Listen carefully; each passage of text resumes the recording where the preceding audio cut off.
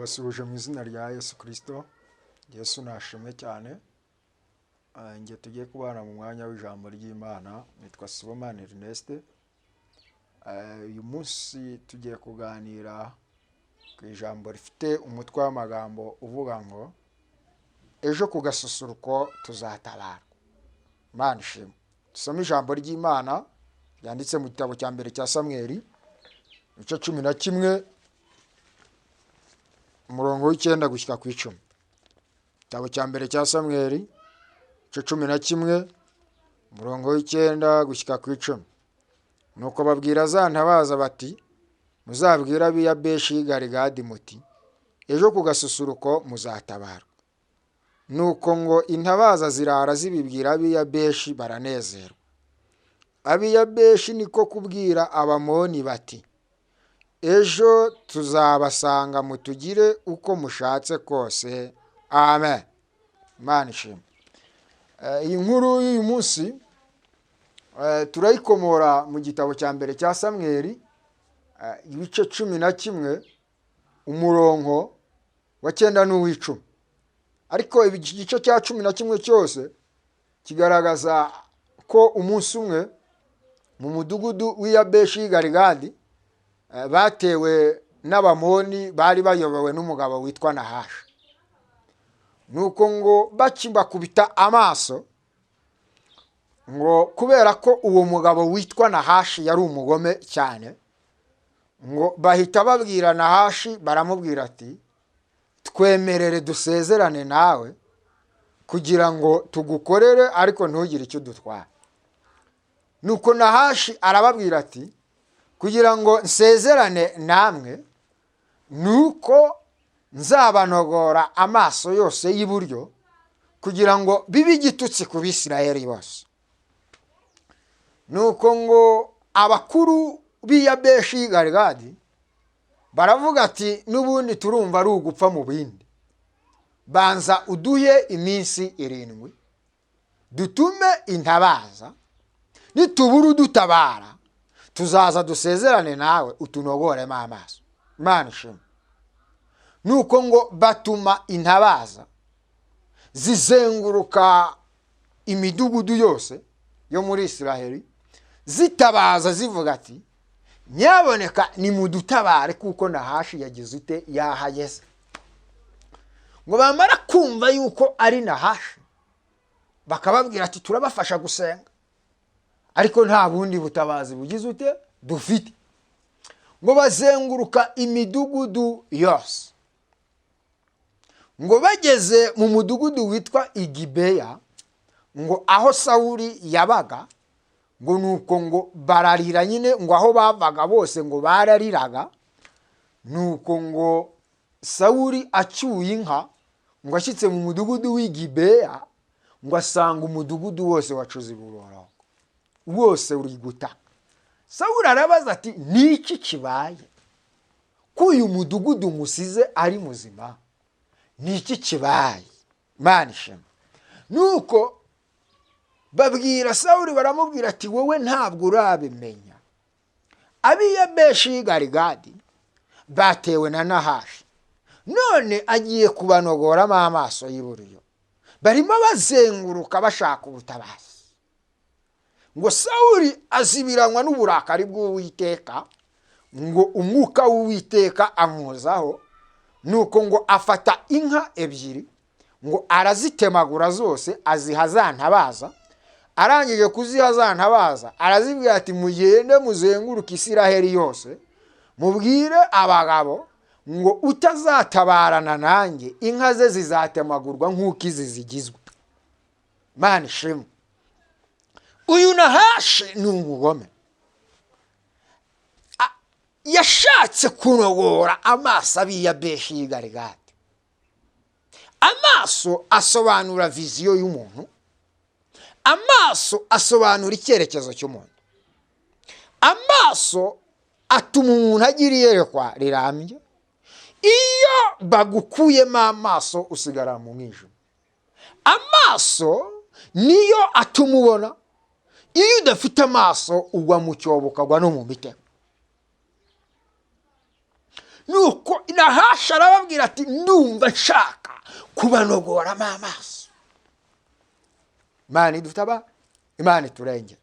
Kandi muri iki gihe turimo, mu minsi ikomeye turimo, Nahashi arimo azenguruka yivuga, arimo anogoramo abantu amaso, bamaze gushiramo amaso. Niyo mpamvu ubona abantu nta yerekwa bakigira, abantu bamaze kwivangavanga, ibintu byarakomeye kubera ko bamaze kwemerera Nahashi abanogoramo amaso. Yesaya yaranditse aravuga ngo abari batuye mu gihugu cy'igicucu cy'urupfu ngo baviriwe n'umucyo. Yavugaga ko Yesu ari uzazana umucyo, ariko uyu Nahashi arashaka kunogora abantu mo amaso kugira ngo bongere basubire mu mwijima. Bane dutaba, Imana iturengera. Ijisho ni ikintu gikomeye. Ngo abiyabeshi y'igarigari baravuga ati ye nta kindi kintu twakora, n'ubundi dusanze ari urupfu mu rundi, duha iminsi 7. Iminsi 7 isobanura umwuzuro w'Imana, tuzenguruke dushakisha ubutabazi, nitubura umuntu turengera tuzagaruka dusezerane na shiti. Mwene data, wisezerana na Nahashi.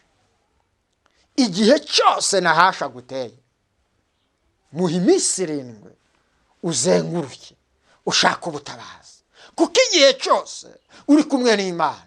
Ntariyo mu muryango wa Yuda yaranesheje, uzabona ubutabazi. Imana ni ariko wisezerana na Nahashi.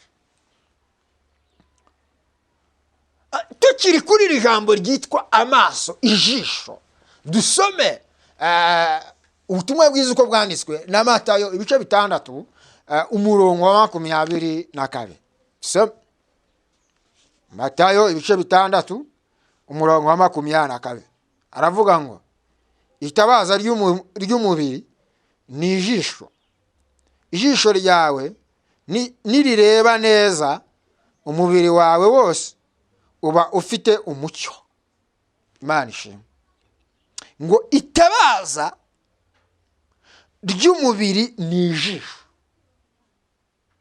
Ngo ijisho ryawe nirireba neza, ngo umubiri wawe wose uzahinduka umucyo. Bishatse kuvuga iki? Ijisho iyo rirebye nabi rituma umubiri wawe wose uhinduka umwijima. Ariko noneho si no kureba nabi gusa, Nahashi arimo agenda yanogoramo amaso, ayanogoramo abantu. Ariko abiyabeshi bagira ubwenge, baravuga ati ntabwo twakwemera ko utunogoramo amaso, duha iminsi 7 dutuma intabaza. Nuko intabaza zirazenguruka zishyitse muri uwo mudugudu w'Igibeya aho Sawuli yari atuye. Ngo nuko Sawuli azibiranywa n'uburakari bw'Uwiteka, umwuka wera w'Imana amuzaho. Ngo akimara kumuzaho, nuko ngo atemagura inka 2 aziha za ntabaza, ngo bazizengurutsa muri Isiraheli hose. Ngo nuko bakimara kuzizengurutsa, ngo Abisiraheli bose ngo bahindishwe umushyitsi n'Uwiteka. Haleluya, Imana ishimwe. Ngo bahindishwe umushyitsi n'Uwiteka, ngo batabarana nande na Sawuli na Samweli. Nuko ngo babwira za ntabaza, barazibwira ati nimwitahire, kuko ejo ku gasusuruko izuba rivuye muzagira ute, muzatabara. Ngo nuko ngo barataha, za ntumwa za ntabaza ngo zirara zizenguruka zirababwira ati yemwe nimuhumure, dufite ubutabazi, ni umutima niwongere usubire mu nda, kuko ejo ku gasusuruko tuzagira ute, tuzatabara. Haleluya, Imana ishimwe cyane. Nuko ngo bakimara kubibabwira basubiza umutima mu nda, bumva baguwe neza. Nuko ngo barazamuka babwira babandi b'Abamoni, babwira na Nahashi, barababwira ati ntimugire ubwoba, ejo mu gitondo tuzabasanga mutugira uko mushaka. Nshuti mwene data, hari igihe Nahashi yagutera ubwoba, ariko ntazi icyo wavuganye n'Imana. Shikama, ntumwemerere ko musezerana. Nshuti mwene data, humura, ejo ku gasusuruko tuzatabara. Akazuba kageze ute? Kavuye.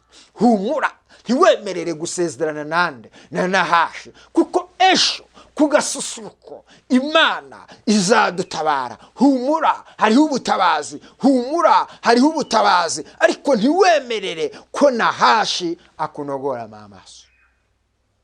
Ngo nuko ngo Sawuli na Samweli ngo baratabara n'ingabo zose, ngo nuko baragenda ngo barwanya ngo Abamoni, ngo barabatsinda, ngo kugeraho nta mumoni wasigaranye n'undi bari kumwe. Imana nihabwe icyubahiro.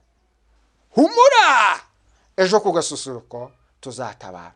Ariko ntiwemerere gusezerana na Nahashi. Nahashi yamaze kunogora abantu amaso. Nahashi arimo agenda yivuga, yamaze kunogora abantu amaso. Amaso yamaze kuyamaramo, byamaze kuba igitutsi ku bantu bose. Niyo mpamvu tugize tuti humura, Nahashi nakugeraho umuha iminsi 7 isobanura umwuzuro w'Imana.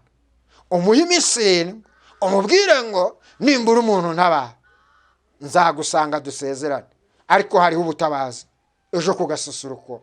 Imana izaturengera, Imana izadufasha. Akazuba kavuye, hariho ubutabazi. Imana nihabwe icyubahiro. Amen. Dusenge Imana. Mana ndagushimiye, gushimiye kuri Imana y'amahoro. Imana yumva gusenga. Imana ishimwe. Bene Kora baranditse baravuga ngo hahirwa ugufitemo imbaraga, hahirwa abafite mu mitima inzira z'igisiyoni. Iyo bageze mu gikombe cyitwa Baka, bahahindura ahantu h'amasoko, imvura y'umugisha ikacyambika imigisha, ngo bagenda bagwiza imbaraga bakaboneka mu maso y'Imana y'Isiyoni. Turagushimiye Mana, iri jambo rishorereshe imbaraga z'umwuka wawe, kuko Nahashi yamaze kunogoramo abantu amaso kandi byamaze kuba igitutsi. Ariko turasabye Mana, dusabye imbaraga, dusabye ngo uduhe ubutabazi bwihuse. Kandi hariho ijambo ry'ihumure ko ejo ku gasusuruko akazuba kavuye tuzatabara. Turagushimiye, ngakomeza kubana natwe mu izina rya Yesu. Amen. Muhabwe